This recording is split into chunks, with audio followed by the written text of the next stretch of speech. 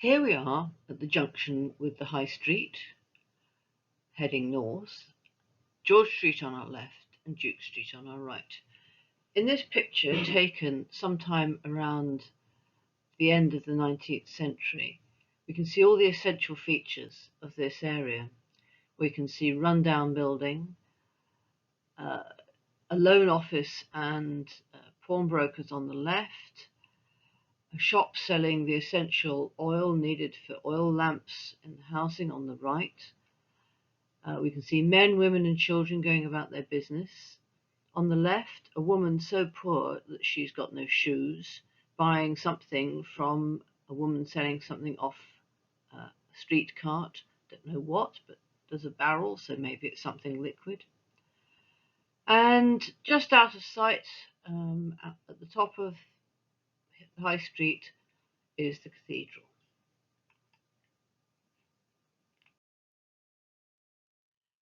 So the site I'm going to be talking about this evening is at that junction with the High Street, where Duke Street and George Street now cross it, but they didn't always. The Duke Street and George Street weren't built until about 1798. In medieval times, and right up till almost the very end of the 18th century, those streets didn't exist. The streets that crossed the High Street in the map in 1778 were Bunswind and Havana Street, and further north there would have been Drygate and Rotten Row.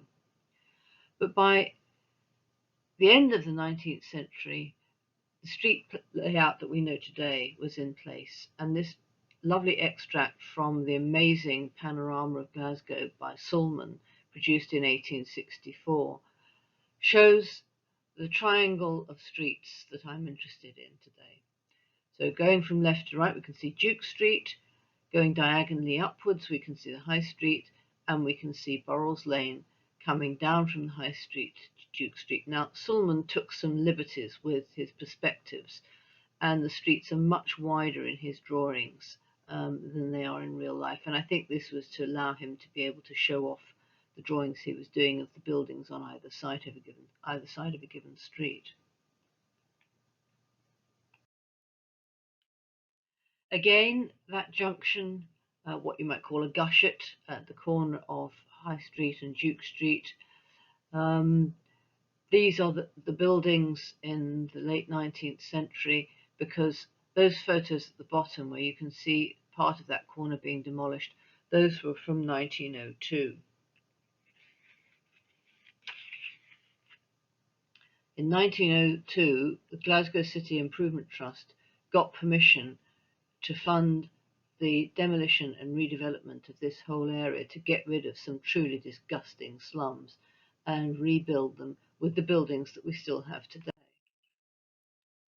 So here you can see a map and an aerial view from the 1930s showing pretty much what would be familiar to most people in the area today. You've got the triangle to the west of Burrells Lane, and then you've got a narrow wodge of buildings, including a public house on Duke Street, and then you've got the wall of Duke Street Prison going away to the east. Some slightly more wide views of the same area. At the top you can see the sort of slightly romantic view from the east over Glasgow Cathedral and the city generally. A more realistic postcard view, probably from the late 19th century, in the bottom left, showing the smoke and the crowding and the general filth of that area. And a picture from about the 1950s showing a lot of what's familiar today, except for the vast warehouses and train sheds at the High Street yard, now long gone and replaced by modern buildings. And here we have the site in 2013, and in a sense this was the initiation for me into the history of this site. In 2013, I was about halfway through my time as a city councillor representing the city centre and part of the West End, And this location was right at the very eastern boundary of my ward. In fact, the Duke Street um, prison wall, marked in white, that white line crossing the photo, that was one of the boundaries of my ward. So this site, where you can see the grass and the green trees and small building, which was the Lamppost pub, those were that land was up for redevelopment, and it was going to be social housing. Now everybody was perfectly happy with the social housing, but as you can imagine, the people in the pub were not so happy that they were going to lose their premises. And I'll come back to the Lamppost pub later. But I was thinking about this location. It's at the very heart of the city. It's always been part of Glasgow. The High Street is the oldest street in Glasgow that's still in existence. The line of the High Street has barely changed in all that time. And I thought there must be some archaeology to know here, but the archaeologists considered that that land had been built on so many times that the strata would be completely destroyed and it wasn't worth digging. But I thought it was worth doing some metaphorical digging into the archives to see what there might be about the people who lived there. And quite soon, because my interest is the history of women, I was focusing to some extent on the history of women in that area. And the sources were the usual ones of the desk-bound researcher, census records, wills and testaments, postal directories, trade directories, maps, newspapers, all that kind of thing. And I did this research originally in about 2013-14, but I've revisited it for this talk because more stuff has come online since then, which makes it much easier to do some searching. So here we are at the High Street. We're looking from north to south, downhill, and on the left, where that cart is tipped over on it to its handle, that's the upper end of Burrells Lane. And this is approximately the location that's known as the Bell of the Bray. Now, the Bell of the Bray, or the bell on the hill, was a real bell once upon a time. In medieval times, there was a bell about this location, which was rung whenever a funeral was passing by on its way to the church and the graveyard. This is really the beginning of Glasgow's East End. This marks the boundary between the city centre, what we might now call the Merchant City, and the East End proper. And it has features of both, certainly. It has some aspect of manufacturing going on a small scale, but it also has the hallmarks of the poverty for which the East End has been infamous. But it's the heart of our city and a very historical area, nevertheless. But overcrowding and poverty are the name of the game in this area. And that building on the left, that corner where we see Burrells Lane going down to the left, that is number 284 High Street. And in 1851, a 66-year-old woman called Charlene Marshall was running a lodging house at that address. Now, she wasn't running the entire building as a lodging house. She was running a lodging house from a single tenement flat. It was probably not just a room and kitchen, it was probably a couple of rooms and kitchen, because she had as lodgers a 36-year-old dressmaker called Joan Young and two families with children, all living in her commercially run lodging house. The population of Glasgow had boomed during the 19th century, to the point where in the early 20th century it was over 1 million people living in the city and massive overcrowding and slums. The buildings were in appalling condition. Most of those buildings we've been looking at were built in the middle of the 19th century, not very well, not kept up. None of them had indoor plumbing. There were shared toilets out on the back courts, and usually a standpipe providing water maybe for an hour or so a day. Sewage was not very well dealt with, and because of the population increase over that time, uh, there was a lot of overcrowding, multiple families crammed in together. So the 1901 census, and that's where you can see that graph going really steeply up on the left.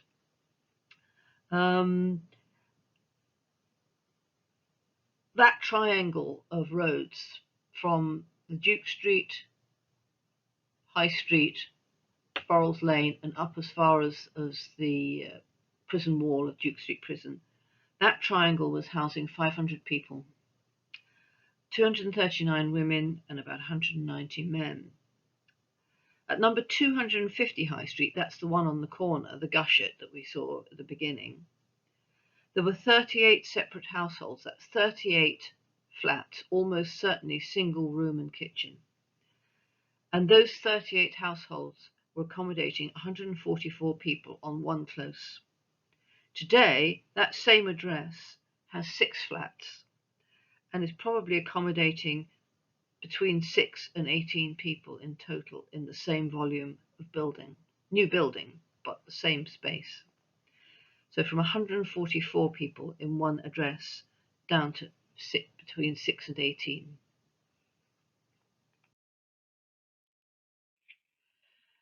Duke Street was featured in a BBC television programme in 2014 called Secret Streets, and that it claims that it was the longest street in the UK.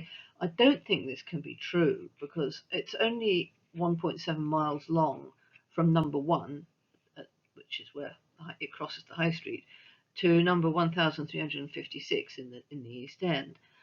Unless it went on further once upon a time, I'm sure there are other streets like Great Western Road which will be longer.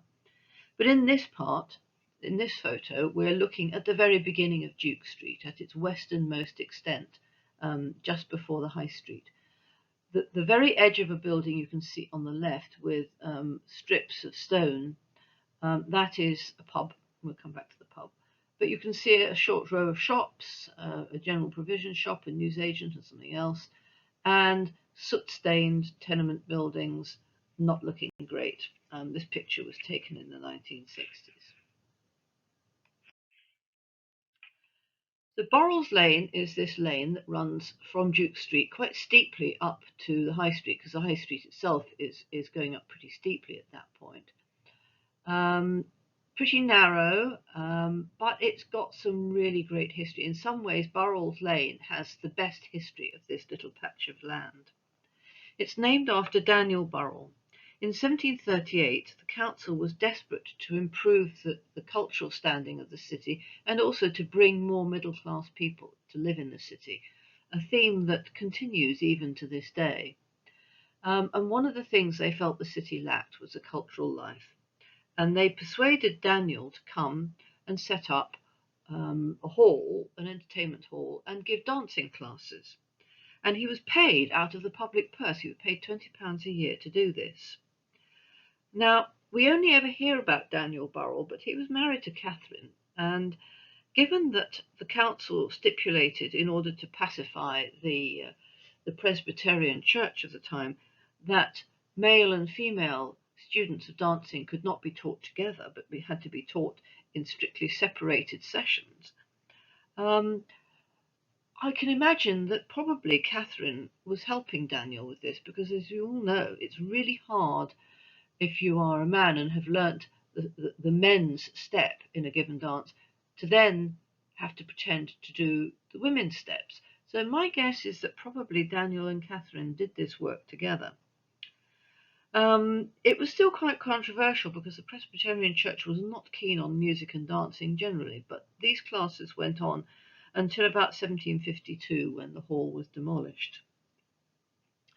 The lane, as all the Glasgow lanes, was difficult to keep clean and looked after, and this was a proclamation about trying to keep the lanes cleaner, a continuing problem.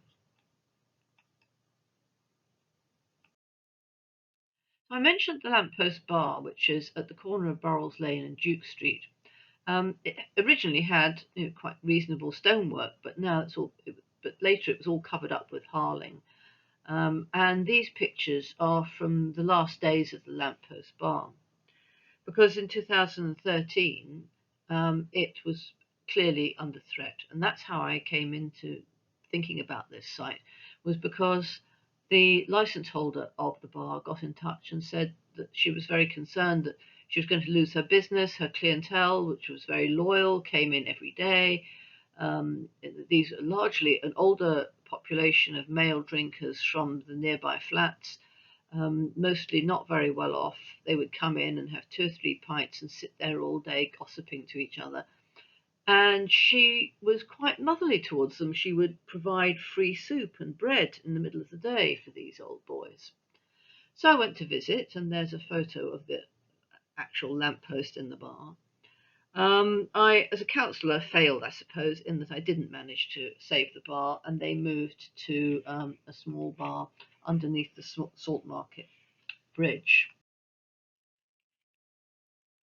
So, in an area with so much poverty and so much overcrowding, death was always with us, and from a variety of sources, but illness, disease was rife. Tuberculosis and cholera and typhus carried off many people. In 1843, Dr. Perry decided to do a bit of statistical mapping of the cases of fever around the city. So for each of the districts of the city, he asked doctors in those areas to give him their statistics of how many people they had treated and how many people had died of fever or cholera. And he produced this coloured map, and the blue bit is our area, which was part of District 14, and the red bit below, District 11, is coloured red because it was one of the most diseased areas. Blue was pretty bad, but red was worse. And he commented in his report that the old Glasgow Bridewell, or House of Correction, a most miserable abode. I must have had upwards of 290 cases since the outbreak. Immediately adjoining this mass of filth stands one of a similar character, and here, of course, our hands were full. Infanticide was not uncommon, and women actually were often treated quite sympathetically. They would generally get a short jail spell, but often it was not discovered who had done it, and it was quite commonplace. And here we have a story from 1861 of a newly born infant found in a midden rubbish pile in Burrell's Lane, with a thin strip of rag firmly around its neck, suspected that it died by foul means. And in 1863 we hear about Margaret Strachan, a widow aged 55 years, who jumped out of the window of her house at 292 High Street, and a height of 5 stories, into Burrell's Lane, breaking various bones, and she died of her injuries. Domestic violence was also really commonplace, and seemed to be dealt with pretty promptly.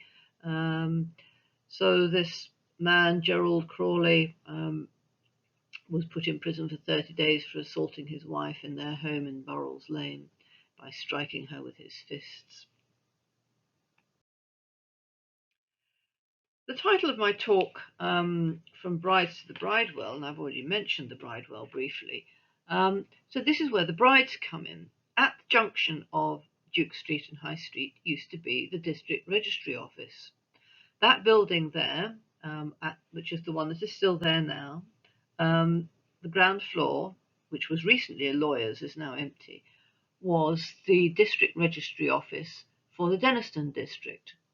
It's quite a long way from what we think of as Denniston now, but the trams went all the way along Duke Street, so I suppose it was easy enough for people in proper Denniston further to the east.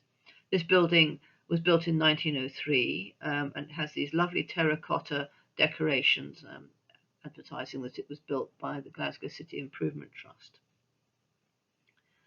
But even those buildings which are in use today, shopkeepers along there have told me that underneath their floor, in the basements underneath there is raw sewage running freely underground. So, the area still has its problems. And the problems have always been about debt. People were so poor in Glasgow at this time that they couldn't afford to save. And William Callender of the Royal Bank of Scotland started the penny savings bank movement. And every week in the newspapers, there was a list of the penny savings banks in and around Glasgow and how much money had been deposited in them. And there was one in Burrells Lane. It was the Burrells Lane United Presbyterian Mission Hall. Had a savings bank open every Saturday from 7 till 8, run by an Alex Muirhead. And in this week, in January 1867, 47 people paid in, an average of 7p each. And this was a way that very, very poor people, who the normal banks wouldn't touch, could save money. It's the equivalent of today's credit unions. But the pawnbroker is ever with us, and there was a pawnbroker on Burrells Lane for many years, indeed for many generations of a family. Mary Jack inherited it from her husband, and in the auction notice you can see there she's one of the pawnbrokers whose failed pledges are being auctioned off. She passed it on to her daughter Grace, who in turn left it to her two daughters, Margaret and Grace. Margaret Curry, so Mary Jack's daughter Grace married a Mr. Curry, and her daughter Margaret Curry carried on the business for many years. Margaret's son James Curry married Elizabeth Hempseed, and some of you may remember Hempseed's pawnbrokers. There used to be a big branch of theirs at the beginning of Great Western Road. Hempseed now is still in existence, but it's now part of the H&T group of pawnbrokers. And here is one of their shops in Glasgow with the bright blue frontage. But there were pawnbrokers on the High Street corner and on Burrells Lane for a large part of the 19th and early 20th century. Women in this area had to work, and for most of the period, approximately half of the women living in this triangle did work. In 1841, about 44% of the women were at work, and in 1871, 59%, so nearly 60% of the women were working, and they were working because they really had to. And the range of trades that they were working in over that period, huge range of trades. Some of the things you would expect from a woman, women's work, large numbers of women working in various branches of the textile industry, seamstresses, straw hat maker, yarn winder, women working in retail of various sorts, clothes dealers, that's probably second-hand clothes. But also we can see in the list on the right, we can see that one of the prison matrons lived in this block to be close to her work. Tobacco was a popular piece of work as well. But a lot of this work was done in the house as homeworking, very badly paid, very squalid conditions, women often working at the kitchen table. Remember, they had no electric light at this time, no sanitation. Very small amounts of money for very hard work. And here we can see a young girl doing spinning in a Glasgow attic. Selling second-hand clothes was commonplace. Some of you may remember Paddy's Market down at the Brigate, and here we can see a picture of one such second-hand clothes market in Glasgow, and the women in this picture look just the same as the women in the first picture we saw, with their shawls and their rather sort of down at heel appearances. Some of the women were listed as being confectioners. Now, they may have had their own businesses, but probably quite a lot of them were working at the Agnew's Confectionery Works, which was a big factory employing lots of women and girls in Wells Street in Colton, only a few blocks away. These girls look very young. They're probably 13 or 14. The Education Act of 1901 required children to remain at school until 14. But remember, these are poor, badly nourished children growing up in very overcrowded conditions, which were known to have a stunting effect all of their own. So these were probably older than they looked. And the crime was always with us. So the prison on Duke Street was known as the Bridewell, which was a common name for prisons generally in the 18th century, and is a name taken from the original Bridewell in London, which was originally one of Henry VIII's palaces built at the Well of St Bride's. But it eventually deteriorated and became a prison, and it became the commonplace name for all prisons. So the Bridewell jail was built in 1798, and it was meant to be a model prison with one person per cell. But right from the beginning, it was mostly women. It was more women than men. In 1819, there were 160 women and 60 men, and very overcrowded. Instead of one person to one cell, there were 3 or 4 people. And there was much concern that the older, more perhaps debauched women were corrupting the younger girls who were sent there. Everyone was meant to work, either spinning thread or weaving, but again, this was largely optional and many of them didn't. In 1819, the prison reformer Elizabeth Fry visited and made comments about the need for an improvement in the moral behaviour within the prison. Duke Street Prison is famous as the location of the last hanging of a woman in Scotland. This is Susan Newell, and she was accused of murdering a 13-year-old paper boy, John Johnston, and she was spotted carrying a bundle in a pram along the other end of Duke Street and dumping it in a back close off Duke Street. And she was taken to court and convicted in October 1923. So nearly 100 years ago. Next year it'll be 100 years ago since the last woman hanged in Scotland. In October 1923, she was hanged in Duke Street Jail. By the point that she was there, it was a women-only jail. Although when it was built for both sexes.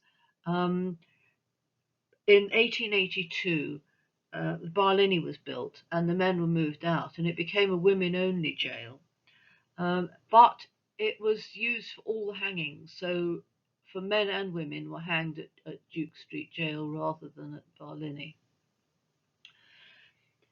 In the 1950s, a woman called Wendy Wood, who was a nationalist campaigner, was imprisoned for 60 days in Duke Street Jail for not paying her national insurance contribution. And she was so appalled by the conditions for the women in Duke Street Jail in the Bridewell that she campaigned to have it closed. And in 1955 it was closed, and in 1958 it was demolished. Here we can see another aspect of what Duke Street Jail was famous for in its day. In 1909, we can see suffragettes demonstrating outside Duke Street Prison. Famous suffragettes Ethel Moorhead and Dorothea Smith went on hunger strikes and were in and out of Duke Street Jail under the infamous Cat and Mouse Act. We can see women being released from the jail and the suffragettes outside it. So an important location for women's history is Duke Street Jail. And now we're almost up to date. We see the top left, the demolition of the top end of the Duke Street Jail wall near the High Street end of Burrells Lane, and bottom left, the total destruction of the buildings on the site. So that's the Lamppost pub gone. Top left, we can see that line of fencing going down the green patch. That line marks the line where the old Duke Street Jail wall was. And on the bottom picture, you can see a Google aerial shot of the new social housing that's been put on that site, completing the building for the triangle that I've been talking about. That's part of the housing. The view on the right is the housing seen from Duke Street, and this image on the left is a link between where my story started, with the overcrowding and the lodging house that Charlene Marshall ran at the top end of Burrells Lane on High Street, at 282 High Street. Here is an etching which has been made on rusted steel on the gates of the social housing up at the top end of Burrells Lane on High Street, not far from where Charlene Marshall ran her lodging house with all those people crammed into one flat. And this decoration, bit of public art if you like, makes the link between the history of the area and the new social housing that's been put up more recently. So I'm involved in a couple of things which are perhaps relevant to this talk. The University of Edinburgh is running a project at the moment called Women Make Cities, which has got funding to employ 3 artists to interpret their ideas in various art forms of women's influence on cities and how cities influence women. And the other aspect, which is my work entirely, I'm interested in the history of women working in engineering and in construction, and I have a blog with some of my writings. And if you want to contact me, that's probably the easiest way to get hold of me. So thank you very much for asking me to give this talk, and I would be looking forward to any questions you might have. If you're listening to this recording, it's because unfortunately my journey back from Portsmouth today has been delayed and I'm stuck somewhere on a train. So thank you for your patience.